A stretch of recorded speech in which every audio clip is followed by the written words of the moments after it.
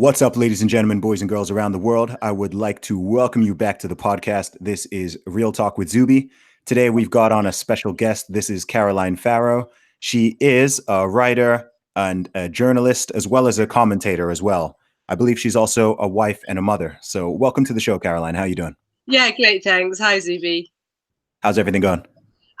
I'm exhausted, actually. I didn't realise, I said to you off air, I didn't realise this was going to be a live stream with my face. Otherwise, I would have, looked more presentable. But yeah, I mean, it's been absolutely crazy. Last week, we had a press knocking at our door. We had the Daily Mail, the Express, Telegraph, all the, as a journalist, you never want to become the story. And of course, that's exactly what happened. So yeah, it has been quite mad. So run us through. Tell us what actually happened. Why were the police knocking at your door? Why were the media knocking at your door? What have you been up to, Caroline? I've been very naughty. So I often appear on television when they want a kind of Catholic conservative view on things. I'm almost like, gosh, you're too young to remember, but I'm like the kind of 21st century Mary Whitehouse, who's supposed to clutch her pearls and say, oh, isn't it terribly shocking whenever I see sort of state of the morals of the nation decline, so to speak. And I was asked to go on Good Morning Britain in September about Girl Guides. Okay, so Girl Guides were changing their policy, meaning that they were going to allow in boys who identify as girls. And they wanted me to go on in sort of the role of the outraged mother who won't let her children join guides as a result of this new policy.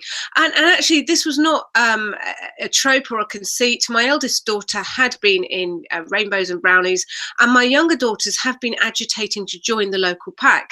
And I won't let them join because what the Girl Guide's new policy says is that if you are a boy who identifies as a girl, then you can join and you can go on the overnight trips, and parents won't be allowed to know. So your teenage daughter could be sharing a tent with somebody with a male body or intimate changing facilities, and you won't be allowed to be informed.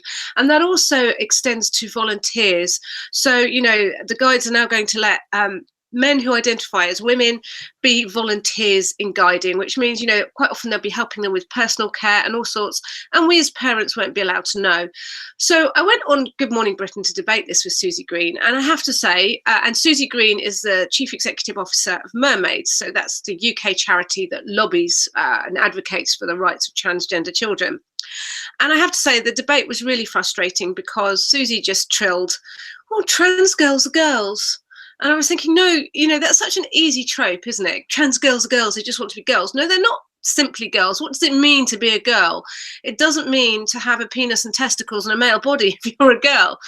And the debate finished, and it was quite funny because I've been on television an awful lot over the last 8 years, and I've debated people who are completely ideologically opposed to me, and that's fine, and we really disagree strongly, but we've always been really civil and pleasant and nice.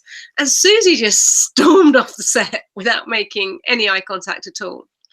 And then a week later, 10 days later, I discovered that she was still pursuing Posy Parker, who you've had on the show, behind Standing for Women, who does the adult human female billboards. She was still pursuing Posy Parker via the police because of things that Posy has said about Susie Green's child. And I was just so incensed by this and by what Susie Green was advocating. I said the same thing, and that is namely that Susie Green had her child castrated and mutilated, and she advocates this for other children. And, I just think it's outrageous, and we need to be aware of what it is that's being advocated. So I made a series of tweets, about 4 or 5 tweets, and I forgot all about it. And because I have activists all over my Twitter account all the time, I have a tweet cleaner on it, which automatically deletes stuff every 2 weeks. So I can't remember, it might be 10 days, but, regularly, I have a regular interval where everything just gets wiped. So I heard nothing, forgot all about it. I wasn't saying it to get a reaction. I just thought, hang on, Posy is not the only one saying this, solidarity. And then last Monday, I got a phone call, and she left a message, and I had to ring her back. And basically she said, I need to speak to you about some tweets you sent. She said, following an interview you had with an appearance you made with Susie Green on Good Morning Britain, and I was thinking, oh my goodness, this is crazy. This is outrageous. Sorry, this phone call is from who? From the police, Surrey Police. Okay. saying, following an interview you had on Good Morning Britain with Piers Morgan and Susie Green, my first thought was, oh my goodness, this is crazy. This is nonsense. This is insane. I'm going to be interviewed for something I said on television. This is my opinion. You made a series of tweets to Susie Green and you misgendered her daughter. And I was like, whoa. And wait, to be clear, by daughter, you biologically mean son, right? Yeah, exactly. Okay. And I thought, whoa. And I couldn't remember precisely what I'd said. I remembered vaguely that I had criticised her, but I couldn't remember the specifics. And all I was told was I misgendered. I was going to be called in for a police interview, which is, taped under caution. So when they do that, they suspect you of committing a crime. And I said to her, okay, so what crime am I accused of? And she said malicious communications. So I looked up the provisos of the Malicious Communications Act, and I couldn't see how I fitted any of them. I wasn't saying anything that I knew was untrue or that was untrue and I suspected to be untrue with the purposes of causing alarm or distress or anxiety. I wasn't saying anything indecent, obscene, grossly offensive.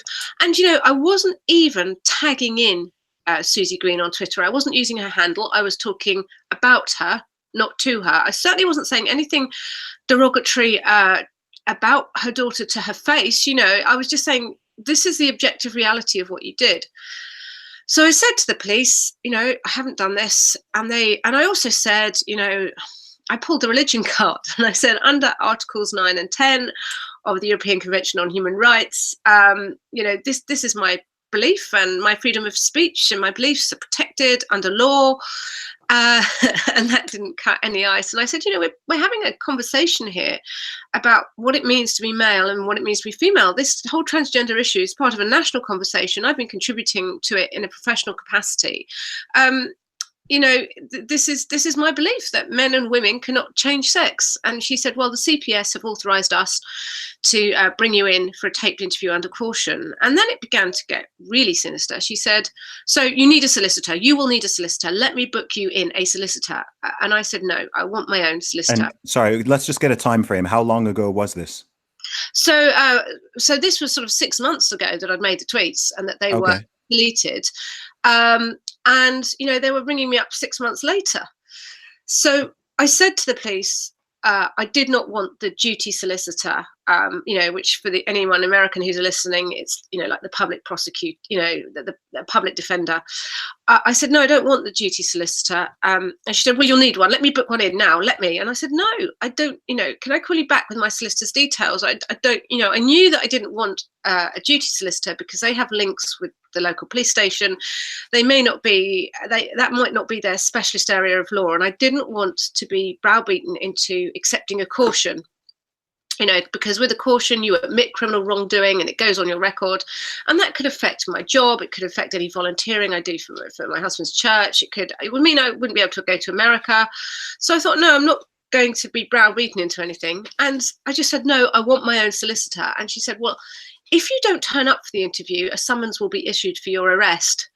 And I'm like, whoa. Whoa, I haven't even indicated that I'm not going to come. I just want my own solicitor.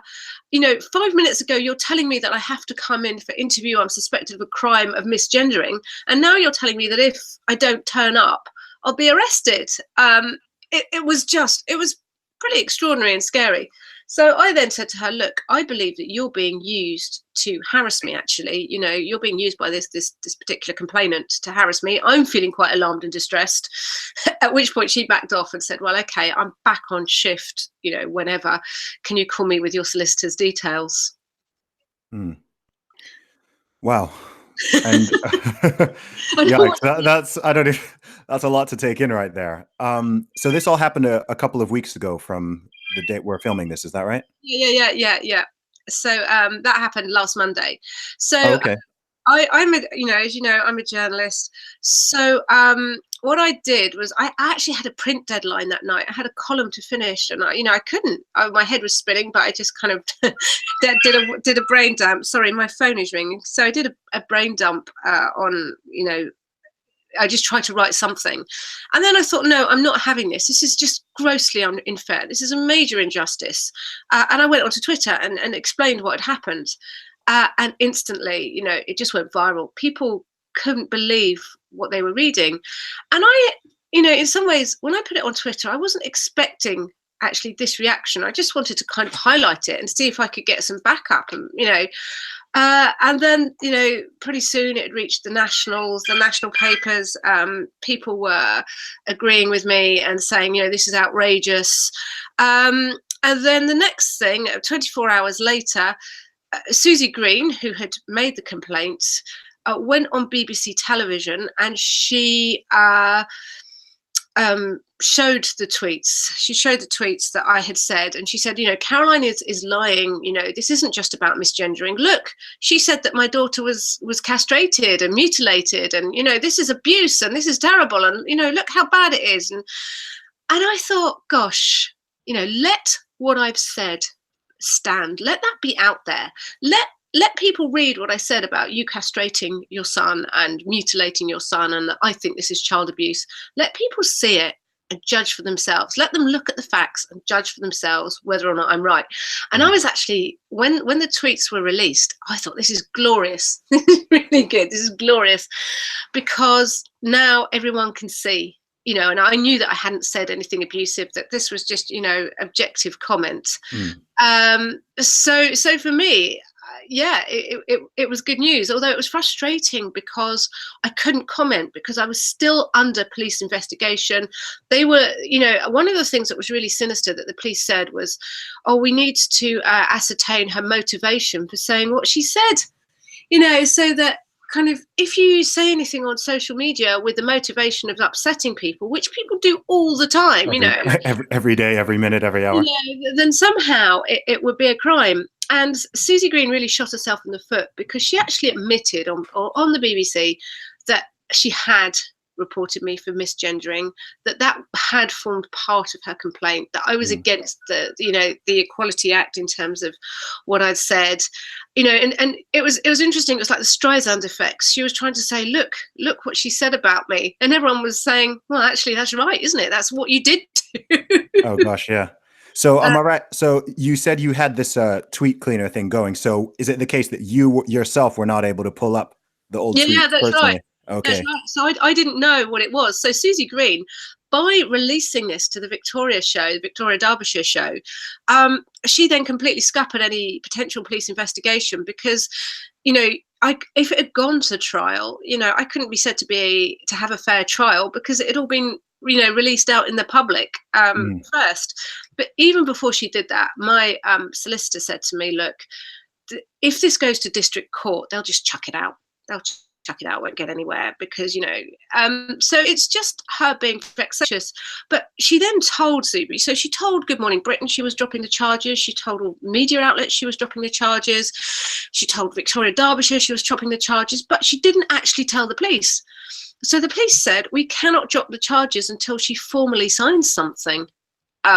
So, I couldn't talk about it until I had officially heard from Surrey Police that it was being dropped. And, the whole thing was a complete farce. And in the end, it had to be dropped. But, she admitted that she did it because I was a journalist and I shouldn't be using my platform for that. So, it was really sinister.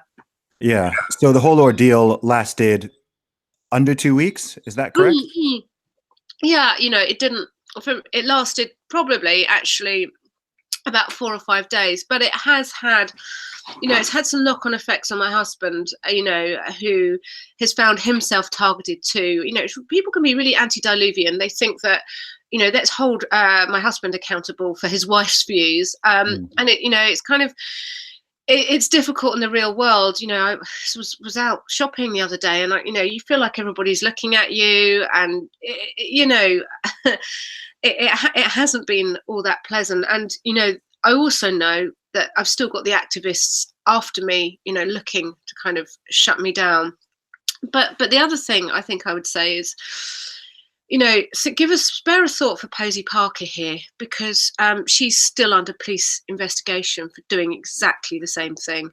Mm. And the only reason that it got dropped against me was because I have the journalistic contacts to kind of push back and make a fuss. Posey doesn't. And, Susie Green is going after people. In fact, the whole of Mermaids are going after people to kind of set an example, pour encourager les autres. And to say, look, if you say these things, you're going to get the police on your door. And, there's that other lady, Kate Scottow, who misgendered somebody, and the police came to her door, arrested her, put her in a police van, locked her up for 7 hours without sanitary products, in front of her kids, because she misgendered and then dead named somebody. So I have a question. So what crime are they even claiming that is being committed here? They're claiming kind of that it's harassment, I think, and malicious communications. But actually, when people make themselves public figures and put themselves in the public eye, then arguably, as I know, you attract criticism, and you attract people saying really the most nasty things about you.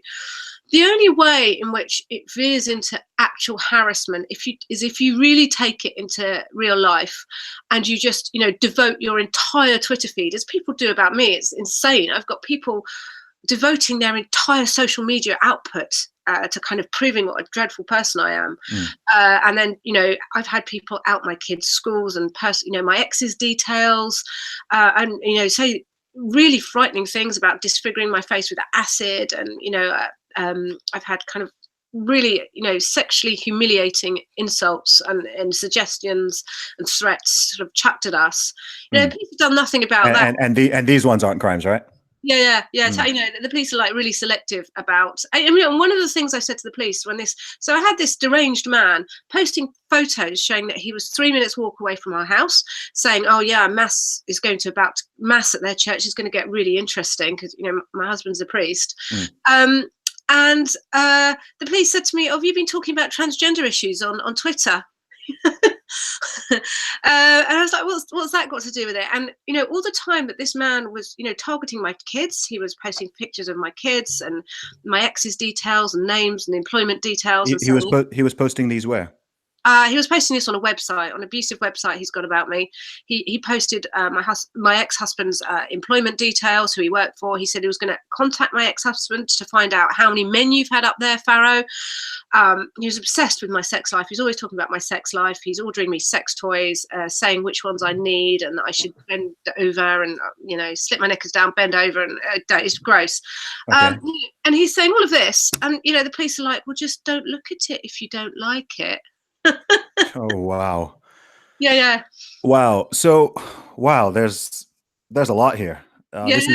This is very Orwellian. This sounds like something out of like a dystopian novel rather than real life. But in a very weird way, which is sad. At the same time, it doesn't really surprise me in a way, because I have seen this stuff going on now for a couple of years. It's been encroaching, firstly, I think primarily in Canada, and now you're starting to see this happening in the UK, where you've got these weird thought crime laws where people are literally being investigated for a thought crime, for tweets, for Facebook posts, for not agreeing with certain ideologies, basically. And the whole thing it's very, very bizarre. So, I mean, one thing I've been trying to understand, especially for the last couple of weeks after having speaking to you, having spoken to Megan Murphy, Posey Parker, and lots of different people online, is what I've been wondering for the past couple of years is where is this power of activism coming from? You know what I mean? Like this ideology and this way of thinking and the desire to punish people who don't go along with it. I mean, this has got some power behind it. Like I'm confused as to where it's all sprung up from, because it's very recent. This is all a new thing. So I don't know if you have any more insight to it than I do. Yeah, well, I think it's it's the inevitable. What happens when you have identity politics and competing victim groups? You kind of got different groups competing for victim status, and they've managed to embed the idea that somehow words and ideas that are harmful or can be harmful, people need to be persecuted and silenced in order, to shut down those ideas. So instead of kind of debating the ideas themselves, if you get something like racism, yeah, then of course that's abhorrent. Nobody is, endorsing that, but you can beat that. You can beat that ideology with arguments about human dignity and equality. You don't, nobody, I think what we forget is that no matter how abhorrent an idea that somebody holds, we can't stop it. We can't stop somebody from thinking what they want to think. Actually, what we can do is not allow these ideas, to dominate. But actually, everything, not agreeing with something is being designated as hate. And I think it's partly because we're in a post-Christian society. I also think as well, I blame a lot of the kind of neoliberalism that we've had, starting with Tony Blair. So, people are so worried about reputation and style and optics, what something looks like. They're so worried about their reputation that they've forgotten what's right and what's wrong. So you have institutions sacking people and silencing people because they're very worried, it's kind of capitalism gone mad. They're so worried that it might affect their brand or their reputation and they can't be tarnished with it, that they actually then, sack good employees and sack decent people. And that's what's giving, I think, a lot of these activists traction and power. And, yesterday we've seen a case of Helen Joyce, who's the financial editor of The Economist. She's been bullied by really powerful activists who have written to the paper and said, you should sack her, and they've taken adverts out. What did she do? I'm not familiar with this case. Okay, so she's just criticized the transgender ideology, but she's done so very fairly. She's written a number of articles, criticizing what's happening in society and criticizing the ideology, and so she's come under enormous pressure to be sacked. And thank God for people like The Economist, whose editors have said, no, she's an outstanding journalist and we stand by her. And we need more of that. We need much more of that. We need more employers to be brave and to say, do you know what, this is a really good employee. I'm not going to sack my employee or punish my employee for expressing their opinions, which they're perfectly entitled, to hold, and they're perfectly legitimate opinions. And I think this is where people it's kind of like an Alinsky-like tactic as well. Freeze, pick your target, freeze, isolate, and fling as much as you can in order to put that target under pressure. But it's really, I think a lot of institutions and employers are giving people power that they just don't deserve. So what if your employee thinks something that you don't agree with? The question is, are they doing a good job? Are they doing a good job? Are they, actually in other aspects reflecting well on your institution? And yes, yes, they are. It is not the job of any of our employers to police what we think. Yeah, I mean, it's crazy. I mean, this stuff has been happening for a while, but I think it's new that the police are getting involved in it, to the point where it's becoming like a question of criminality, a question of legality. That's where I'm really starting to get, whoa, this is scary, right? This is weird, because you've got dealing with private individuals or private companies and whatnot, and they can have their own policies and rules and things like that. I might not agree with them, but I kind of get that. But when you're trying to make it criminal to say something that is of a different ideology, or even to say something that is factually correct, that's the scariest thing. If someone is going to make a factually, scientifically correct statement, and then you want to prosecute someone for making that statement, I don't know what land or country you're kind of living in anymore, because that is 1984. That's Airstrip 1. Yeah, but that's insane. Why? And that kind of, this is really a lesson for, because I was talking about this last night, and I think in America you've got there's First Amendment rights, which are not likely to be stripped. But what's happening is these lobby groups, so Mermaids, the lobby group concerned with Susie Green as the CEO, they are conducting training courses for the police, and they've got really close links with the police force. And it's like religious indoctrination. So they are telling the police a load of bunkum about gender, about what it means to be male and female, and they're telling the police you know, that this is hate crime, and you know they feel so dreadfully offended, and the police are trying to get their woke points and their crime statistics up, because it's much easier to ring me up, isn't it, than actually fight some knife crime. Yeah, because there's no real crime going on. You know, and if there's another guy, Harry Miller, who, you know, I mean, what's happened to him is outrageous. You know, the police rang him up. Is he the guy who retweeted the limerick? That's right. And you know, the police rang him up to check his thinking. And then yesterday he had, or 2 days ago, he had a phone call. He complained about this from the inspector, about his complaint. And the inspector basically said, well, you shouldn't be putting things on Twitter that will upset people. And he was like, but this is politics. Are you telling me not to engage in politics? And the police officer said, well, I don't understand why you would say things that would upset a whole group of people. And it really is like feelings are being put before facts, but it is not the job of the police to tell people what they can and cannot say on social media, unless it really does veer into criminal harassment or incitement. You know, of course, there are some things that we shouldn't say, but you know, you need to have a really light touch. And what's so ironic about this is that when I was saying, look, this guy's talking about disfiguring me with acid and putting information out there that identifies my children, you know, they were going, well, that's obviously his opinion about you. So, you know, and you've got your opinion and he's got his opinion, and yet then they come after me at the same time for expressing my opinion, which, you know, yes, it was a strongly held opinion, but it's not one that outs any private information, tells people where Susie Green lives or where her child lives, or, you know, I mean, all this information Susie Green has put out there in the public domain herself. So yeah, it is just extraordinary. Yeah, but you're legally in the clear now. Is that correct? Hopefully over this one, but I just wouldn't put it past them actually to try something civilly, you know, to try and sue me for defamation. And you know, my mum, bless her, said to me, wow, my mum's great, and she said to me, sent me an email, and she said, Caroline, you've done really, really well. She said, but you know, just please be really, really careful about what you say, because you know now they are really going to be after you, because you know, but I've shown up what they're trying to do. I've shown up. The fact that she even has to say that, I mean, it's terrorist tactics.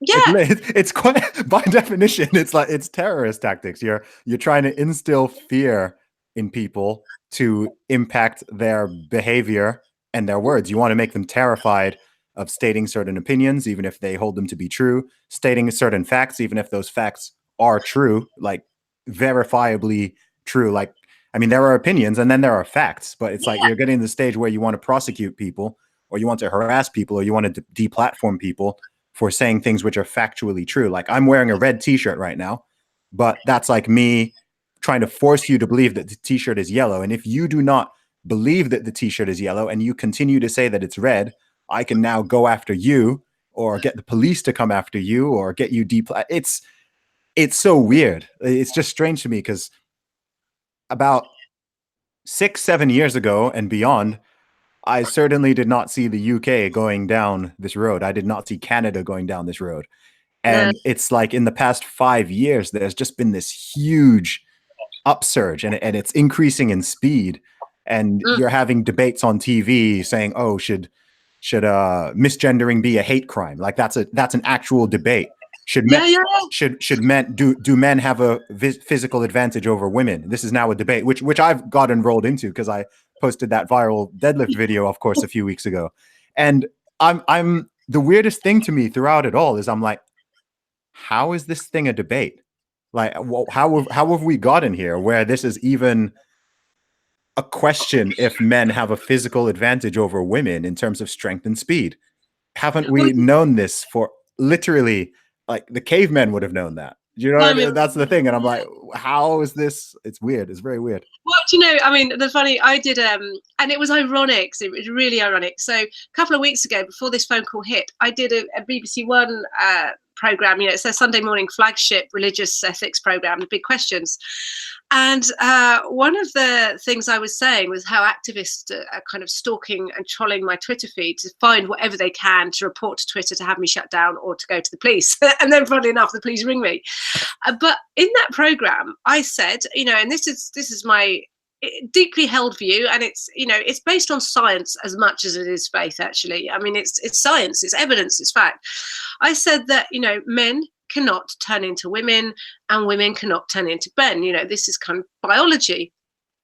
And there were these ladies next to me saying, "Oh, this is outrageous. I can't believe you're saying this. I can't believe, oh, you shouldn't be, this is outrageous. This is so offensive. And we ought to have a trans person on here to kind of, counter this. This is so bad. This is so outrageous." And I was thinking, I couldn't, it was one of this, Twilight Zone moments. I'm stating biological fact that men can't turn into women, women can't turn into men. And people are foaming at the mouth because it's so outrageous and, so unkind, and we need a trans person to say what they think. And it was like, but this is fact. This is really, the emperor's new clothes. And what stunned me then was this week I went on Good Morning Britain again on Monday, and Susanna Reid and Piers Morgan laid into me for not being very nice and for being I did see that, actually. I did see that. And yeah. I was quite shocked. I was quite shocked by Piers, in fact. Yeah, because I thought normally I tend to 70-80% of the time I think he's got a good take, but on that one I was like, yo, what's up, man? And I just thought it was, I mean, there's something delicious irony about Piers Morgan telling you off for not being respectful. But there they are telling me that it's really personal and really horrible to talk about someone's child being castrated and mutilated. Which is the technical term. Yeah.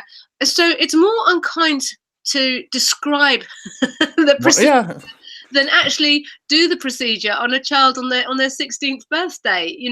Let's have a go at Caroline for not being kind and empathy, and this is all terrible. And I was thinking, but this is the woman that on a BBC documentary was pictured, I don't know if you've seen the clip, giggling over the fact that their child's genitals, their penis and testicles are all shrunken because of the puberty blockers and the cross-sex hormones. So there isn't enough material to work with. So they have to do a more dangerous procedure. And I thought, there you are having a go at me for being personal, and she's discussing what her child's genitals look like to the whole world. And it's funny, I've got a 15-year-old, and I was talking to her about it, and I said, how would you like it if mummy discussed your intimate parts on TV, and she was like, oh my. She said, I know you wouldn't do that. And of course I wouldn't. It would infringe her dignity and her privacy. And this is, Susie Green has infringed her own child's dignity and privacy in an age where we're being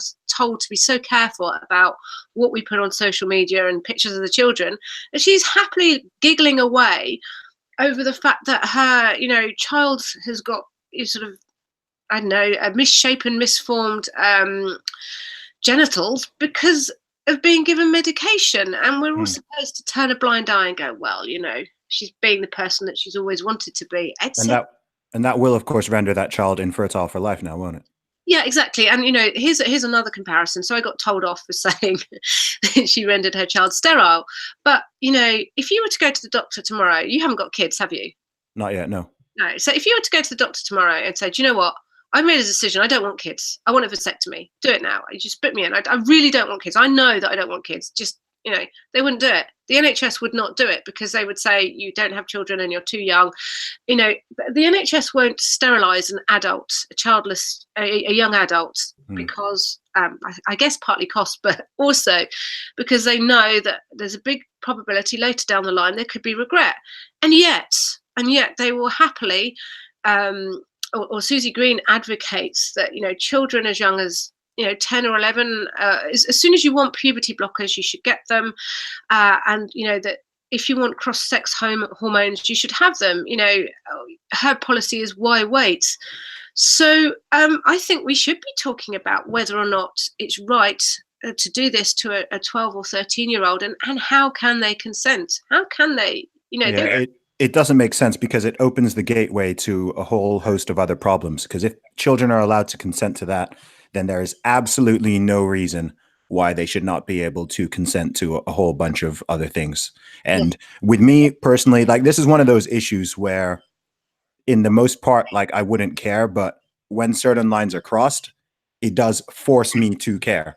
right? If you're talking about stuff that's going to impact children, as soon as you're bringing children into it, as soon as you're, having these situations where people are encroaching on female sports, etc., female changing rooms, you're having men with penises and beards hanging out in the female shower, like the notion that I should be able to go into the female changing room at my gym and be there drying myself amongst all, like that whole notion, provided that I say I'm a woman, like I don't know how anyone whose brain is still functioning and who's remotely reasonable and sensible can be like, yeah, that's fine. This is the thing. It's sometimes I feel like a virus, like some mind virus, has like overtaken a certain percentage of the population. And it's go on. No, and it's. I did an interview last year on local radio. I think I've got it on my YouTube channel somewhere, and it was so. I mean, it was funny in that everyone was so woke, and it was about this issue of bathrooms at schools. And, I guess a bit like Susie Green, I don't impinge on her dignity, but I do sometimes make reference to my own children. And I was saying that, I've got a teen daughter who would be really uncomfortable about having to share her changing rooms with me. But I think when you get children and you realize as well that, teens have their own boundaries. So it doesn't matter how open you've been as a family about nudity and what have you, which, our family has, but then they get to a certain age and they're just like, whoa, lock the door, lock the bathroom door, lock the bedroom door. That's fine. That's their boundaries. You respect it. And I was talking to my daughter about this whole issue and how would she feel about sharing her changing room with someone who believed they were a girl. And I was saying, but shouldn't you be compassionate? And she was going, well, yeah, but I'd still feel uncomfortable. And so I said on air, I said, look, I was discussing this with my daughter who would be really uncomfortable about sharing her changing rooms, with a male body. And they were like, why? As if there was something wrong. Why? Yeah, because she's a teenager and she's a woman and it's her boundaries. Let's not pathologize this. This is normal. This is natural. Girls, they have periods and they have all kinds of issues and they just want their own space. There's nothing wrong. This is nothing. And then this and they're like, oh yeah, so and then this trans activist said, I can't believe what I'm hearing, this is like something out of the last century, Oh yeah. And you're just like righteous indignation. And it's like, but it's fine if a teenage girl does not want to share a changing room, whatever, that's fine. And the other thing, I'll infringe my own privacy here, I don't care. So a couple of weeks ago I had, and it's all fine, but I had a scare, an ovarian cancer scare, and I had to go and have, an intimate scan where they do an internal scan. And, obviously it's never going to be a pleasant experience. And I was worrying, oh, I hope it's not a bloke. I really hope it's not a bloke. And I knew that if it was a bloke that did it, there would have to be a female chaperone.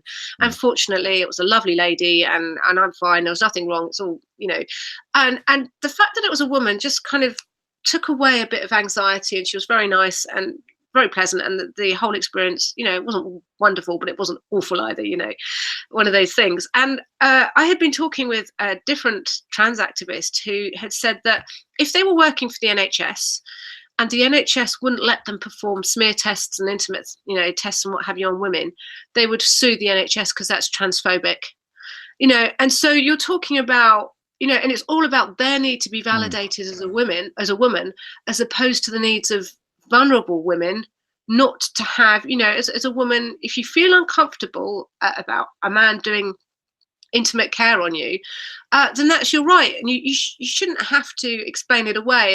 And it's weird actually, because I had a male gynecologist, that didn't bother me, and some things don't bother me. I was saying some of these activists who pass very well, then I probably wouldn't mind sharing a bathroom with them, but that's not for me to impose I'm fine with that onto someone who is a lot more vulnerable than I am, and this is what's going on. People are telling people, you should think this, you should be fine with this, if and it's this whole cotton ceiling thing, isn't it? If you're I had to explain, so my husband's a Catholic priest, right? And I had to explain the cotton ceiling to him. You know what the cotton ceiling. Have you talked about the cotton ceiling? I haven't talked about it on the podcast, but you're very welcome to inform those who don't know. Okay, so the cotton ceiling is this idea that if you're a lesbian then you should like trans women, i.e. those with penises. And if you don't, then you're phobic. Mm-hmm. And my husband, and he couldn't believe it. His eyes popped out of his head. He said, "What you're telling me? You're telling me that lesbians have to like willies now?" And I said, "Yes." And he was like, "This is so do straight men. So do straight men. If there's another man who looks exactly like me, and he claims that he's a woman, and I say that I wouldn't date him, then apparently I'm some kind of phobe as well. Yeah. Yeah, I'm not just heterosexual. I'm now a bigot because I don't want to date another man. Yeah. Okay. Yeah. One thing that gives me hope is that a lot of these ideas that are coming out of this woke intersectionality sphere is they're in direct conflict with each other. And in a weird way, like it's terrible that it's happening, but in a way, it's kind of good that there's this clash between women and the original version of feminism, and then this whole transgender ideology, because these things are not compatible. They're not compatible. So I don't know which one's going to come out victorious in the long run, but I think that people are at least starting to be like, oh wow, okay, these people who I thought were on my side or whatever, this is not actually the case, because you're having I know when I spoke to both Posey and Megan, for example, they were saying, gosh, this is the conservatives, this is the non-feminists, this is all the people who perhaps they've had certain ideas about over the past years or even decades and had a negative perception of. And it's like, wow, these are the people who are actually defending women, right? The amount of messages and emails I've received from people who call themselves feminists just saying like, thank you for sticking up for women's rights and standing up for women's equality in sport and all this kind of stuff. And it's very strange to me because I'm not someone I don't call myself a feminist.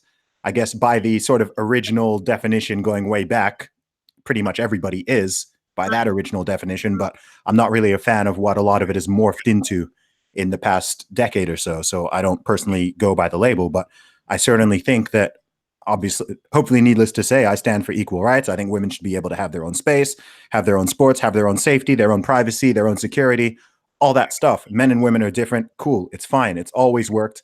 No problem with that. If men and women were not different, none of us would even exist. So it's kind of weird. This whole thing, it's like it's gonna have to come full circle and implode, because it doesn't make sense. I'm like, you can't hold all these different ideas together. You can't be saying that a man can be a woman and a woman can be a man, but men and women are the same thing, but also they're different. So I mean, it's like they all contradict. And well, I think the big irony of all of this is that, so I've never, I'm a feminist in as much as, probably the same as you, I really believe in female flourishing. And I also believe that, female biology presents a unique set of problems for women that we have to deal with that men don't. But then again, I understand that male biology presents a different set of problems, and so I've never been one necessarily to say that men are all terrible oppressors and awful people. And if you'd asked me, say 7-8 years ago, I would have said that probably we're not living in a patriarchy, and I think aspects of that are still true. I think in areas of work, in terms of, people talk about the gender pay gap. Actually, I think a lot of that I would be on maybe Jordan Peterson's side there. But I think the ironic thing is that this kind of woke liberal feminism is actually leading to a patriarchy, leading to women being instrumentalized. This whole thing about, alongside, fine, I don't think anybody, not even me, has got a problem with LGBT equality, in as much as people, I certainly don't want to criminalize homosexuality, and this is what people think, because I have certain Christian views on marriage. People think that I want to send lesbians and gays off to the gulag, and no way, I'm very much live and let live. And so I think what's come alongside this LGBT equality is the idea that equality is sameness. So, a man and a woman can have a child together, therefore, two men can have a child because that's only fair. But actually, it's not fair, because in order for two men to have a child, they've got to, hire a surrogate, and they have to instrumentalize a woman, and they have to instrumentalize a child, And I'm very much on board with a lot of the feminist ideas about surrogacy, about prostitution and sex work. All of these things that undermine the basic inherent dignity of women. No, so we might disagree on things like abortion and things like what we think marriage is all about. But on other areas, there's a big consensus, and I see liberalism has actually, liberalism is leading to real female oppression in terms of sex work and surrogacy, and the ideas a woman is just it's liberals that are calling us breeders and cervix havers and just oh yeah, what was the one that was that one last year where they were referring to instead of saying vagina, you're supposed to say front hole. Front hole. I mean, what is that all about? Cervix haver, and instead of pregnant women, pregnant people. That's right. And I was talking about this about 3 years ago when I first started talking about this. And I did a radio interview with someone, and I was saying, look, men are saying that they can have babies. And this person thought I was insane and making it up. And was, of course men can't have babies. And I said, no, there's this guy, Trevor McDonald's actually a woman. And of course, Trevor McDonald's a well-known newsreader in the UK, or was. And they thought, I was on the wind up. They really thought I was on the wind up, that I was claiming. And I said, no, and I could see, the language of female fertility and motherhood just being thrown away to suit a tiny minority. And when you then start kind of denigrating female fertility, which is bound up with being a woman, and it doesn't matter whether or not you've got children. I'm not saying you've got to have children to be a woman, but actually women have to negotiate their entire fertility, their entire lives, whether or not to have children, when to have children, if they can or can't have children. Being a woman is really bound up with fertility. And when you start just kind of trying to sideline that, that's when you actually sideline women, and by just kind of reducing it to a function. Yeah. Well, I did hear last week that men can now be mothers, apparently. Yeah. That's one I heard last week. It's getting harder and harder to tell the difference between people being serious and satire. And that was really exposed when I did my viral tweet, because to this day, I'm still getting messages. I'm still getting tweets from people who don't know. I had people coming up to my girlfriend was saying, some people she knows were coming up to her and it was like, they didn't know, does Zuby actually identify as a woman now? Or like, what was that all about? There's people who got angry at me because they thought that I had genuinely taken the record from women, and they were saying that that's not fair. You're actually a bloke. You can't be doing that. So I was getting all these different, people were upset for different reasons based on how they interpreted it, which was really fascinating, because I was like, wow, people can't even tell if someone is being serious or not anymore. That's how far it's gone. So if someone is there on TV talking about men can be mothers, then I'm kind of sitting there like, I don't know if they're just trolling. Like, I don't know if this is, here I am, like, I don't know if this is just like a troll and they're just there tongue in cheek, like, haha, I'm going to go stir some stuff up, or if they genuinely believe what they're saying. And it's very difficult to tell now. People have disengaged critical thought. And although this is really funny, so there was someone yesterday, I think she's called Sally Hines, and she's come out with some extraordinary statements like the female skeleton did not exist before the Enlightenment. What? It's the religious people who aren't scientific, right? Yeah. And the thing is, although part of it is very funny, you've also got a slightly more sinister side to it, because you've got, trans women saying that they deserve womb transplants, and they deserve, the opportunity, when womb transplants really become mainstream, they deserve them, and they deserve the opportunity to have a baby. Now, if you think of the gross experimentation that would be involved in giving a man a womb and then putting a human being inside that, and what could happen. I mean, this is actually experimenting on the human race on a large scale, just to justify a bizarre ideology, And we know that there are kind of crazy wacko scientists out there who want to push the bounds of reality because they want to see what's achievable.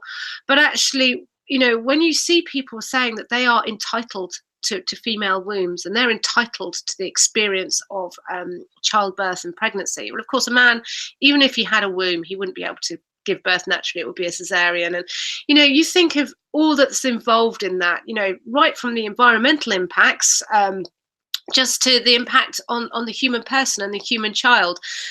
This is really kind of major nasty stuff, and it's kind of going down a slippery slope. I mean, you would think it was a joke, wouldn't you, that men saying that they ought to be able to have babies and have wombs. Why would you do that when you've got so many women who really struggle with infertility and want to be able to conceive, and then you're saying, oh, actually, I'm going to give a bloke.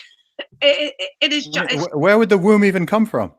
Oh, it would come from somebody who's donated it, who's passed away. Oh my God! I like the whole thing. It sounds like some of the like flipping Nazi or Japanese WW World War II experiments that they were trying to do. Yeah. I mean, it is gross. So there is a sinister side to it, and I do think this is one of the reasons why we do need to push back on it. And I also think when Brexit is over, parliamentarians need to raise this, and they need to stop the police interfering in people expressing these doubts, and we need to have much more of a debate. Okay, Caroline, how do we save the world then? I'm trying to do my bit here. I'm talking to all these ladies who have been persecuted over the last few weeks. I didn't just keep talking. Just refuse to be silenced, And as I said, I'm lucky. I'm really lucky in that I've kind of got away with it. I hope that I shouldn't speak too soon. I'm touching wood here. But you know what? Just use what's happened to me and say, have you heard about that journalist? And she had the police knocking on her door because she talked about Susie Green's son being castrated. And talk about free speech, talk about whether or not a child who has their testicles removed aged 16, whether that's ethical, whether or not they're a man or a woman. Use what's happened to me, not to go, yeah, Caroline Farrow is amazing and fantastic, because we know that, but actually this is established, but actually talk about, because I'm very aware at the moment there's a lot of press and interest about, but this isn't about me. And I am just voicing the concerns of loads and loads of women out there. And go on Mumsnet. I would say I've learned so much from the Mumsnet forum. Go on there, get informed, because this matters.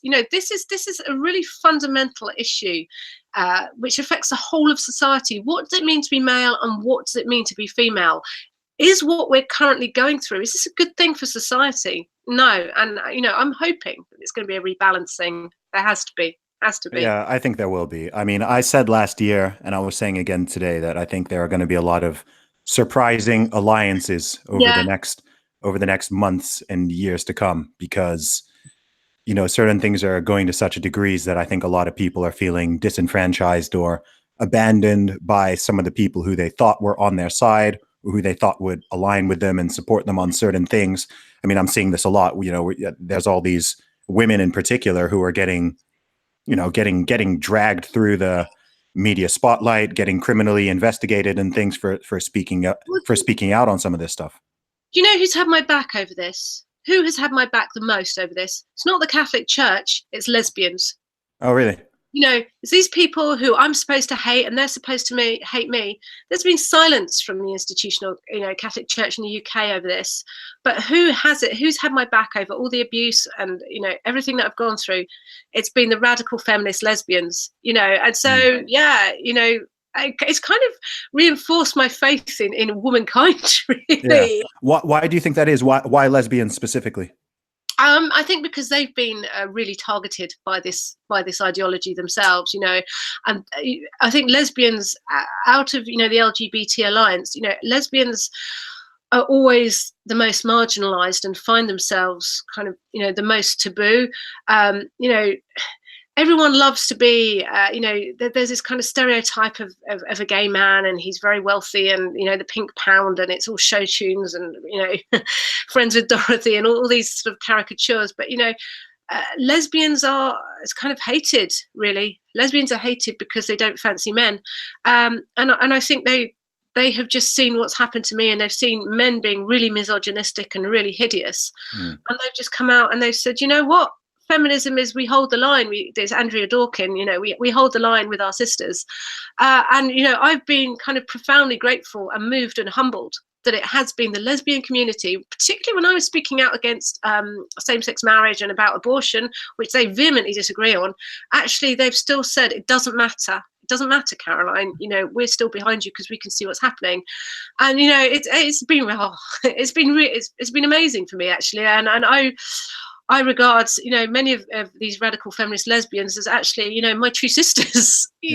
Well, that's interesting. That's very interesting because, I think on lots of different sides and from lots of different angles, like I said, I just think people are finding that they have, people are understanding. I mean, it sounds so fundamental and obvious, and it's something that's been obvious to me as a kid, that you can disagree with people on some things, but still have common ground and still treat each other with decency, right? There's not going to be anyone out there in the world, or very few, who you align with entirely on every issue. And I think for whatever reason, people get used to this very binary black and white thinking that, okay, if this person disagrees with me on this one thing, then they need to be banished, and I can't even talk to them, and I'm not going to listen to them, and they're just an idiot, or they're just a racist, sexist, bigot, homophobe, like whatever, like they're just the worst thing you can call them because they disagree on this one thing.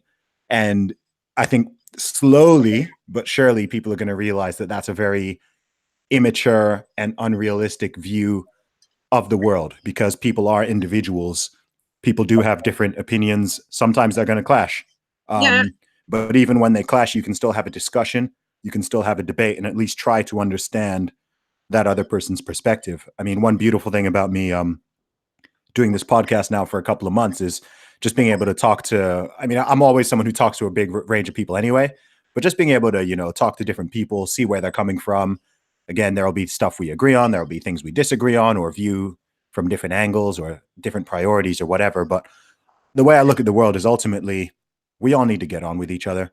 Like we're all living in, we're all in, everyone in the UK, it's like, okay, we're all on this island.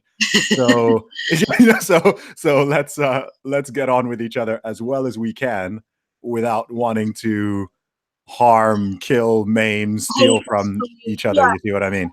Yeah. So, it's all very hippie-ish, isn't it? Peace and love. Very much so. I mean, it's a whole premise, isn't it? You can really disagree with somebody. You can disagree with the choices they've made, but that doesn't mean you hate them.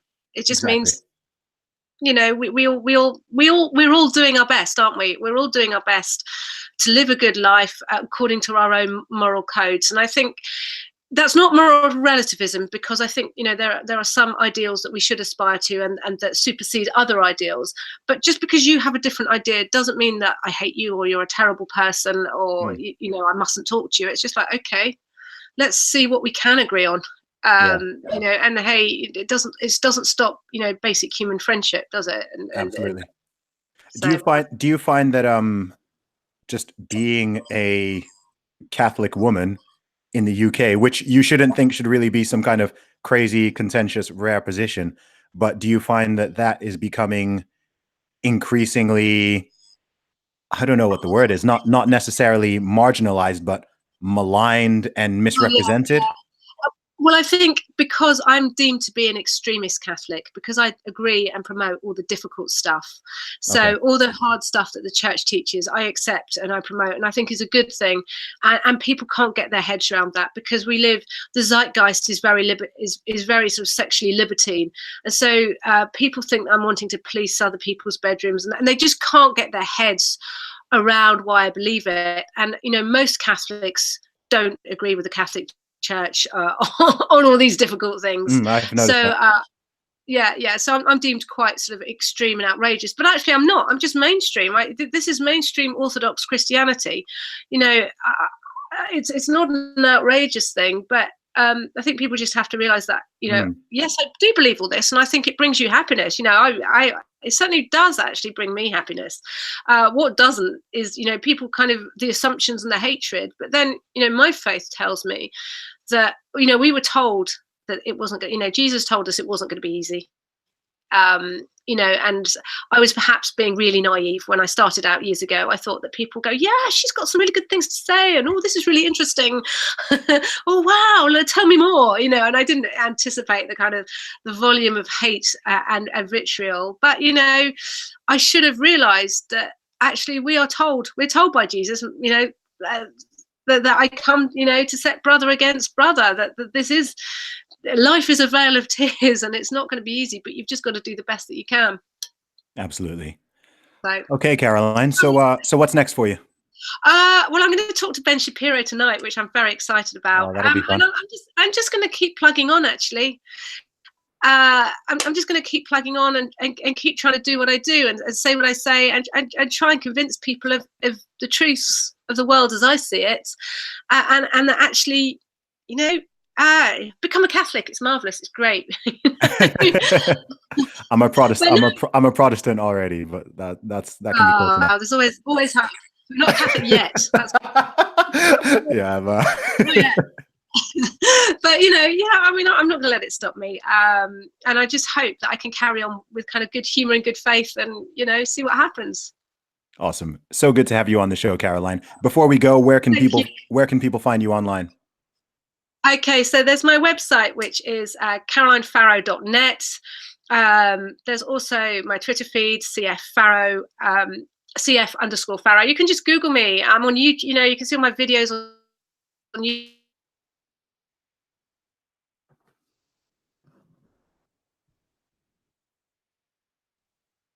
Oh, I think we've lost the stream. Okay, well, Caroline Farrow, thank you so much for joining Real Talk with Zuby. Have a good one.